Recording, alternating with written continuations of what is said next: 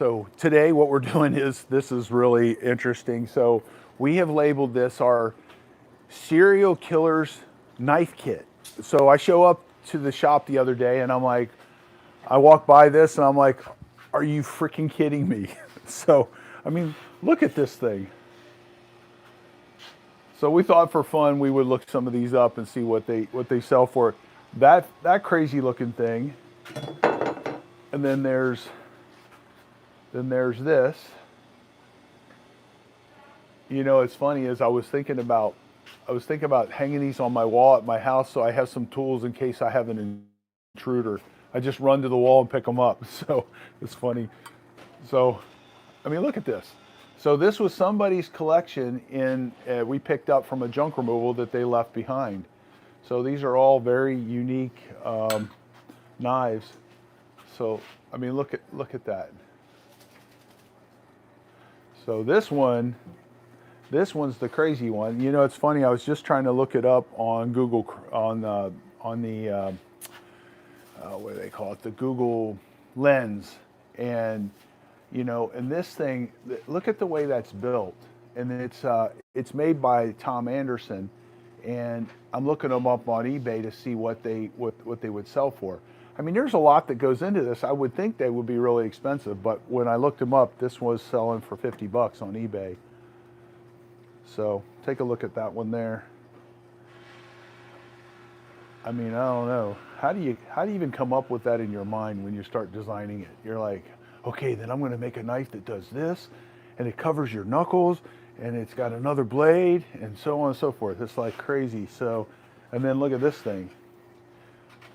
So we've nicknamed this the Serial Killer's Knife Kit. So some crazy stuff. So I'm going to Google Lens this one and see if it comes up and see what it would be worth. So did you Google Lens any of this stuff? Okay, come here and let's talk about it. So what did this one come up as? This one was the most expensive.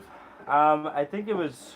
By the way, this is Lee. Lee runs the shop here. If you come to Reuse It Pros, he's the guy you'll see, and he'll walk you through and show you what we got and so on and so forth. So he's been here with us for forever.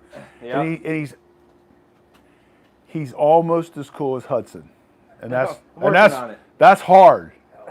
Now Hudson's the guy that's behind the camera there, so we spend a lot of time together doing all this video. So okay, what were you saying here? All right, so yeah, I looked them up. This is the most expensive one that we have here. It's probably about $50 more than what I have on it now. And the reason we price it less, because if you sell it online, you have to ship it. And shipping traditionally at this point, if you put anything on eBay, you put it on anything, you're competing with Amazon, which means you need to ship it for free. So what would it cost to ship this? So he's evaluating inside of that it's going to cost, say, 30, because it's going to be so long and we got to protect it, it's going to be like 40, $50 to ship this. Might be $20, but we're going to assume the worst case. So what he did is he automatically takes that price off of this and says, okay, we're selling it here on our brick and mortar location, so we don't have to deal with shipping. So, somebody used these quite a bit. You know, this one's got a couple nicks and scrapes on it. Looks like it got filed and resharpened a couple times.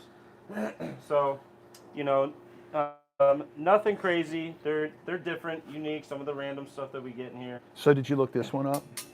I looked a couple of them up. I looked this one up, but none of them were super crazy expensive. I'm noticing when I look these up on Google Lens that they're not coming up with the prices like they normally do. Let's see here. So this one is United Cutlery sword. So I'm looking them up on eBay. So basically, you look things up on this Google Lens. So you take a picture of it, like this, and then you let the AI do the work, and it pulls this stuff up. Now normally, and I've never seen this before, normally it'll have the prices of this stuff on it. For some reason, when you get into these knives, it doesn't show up that way.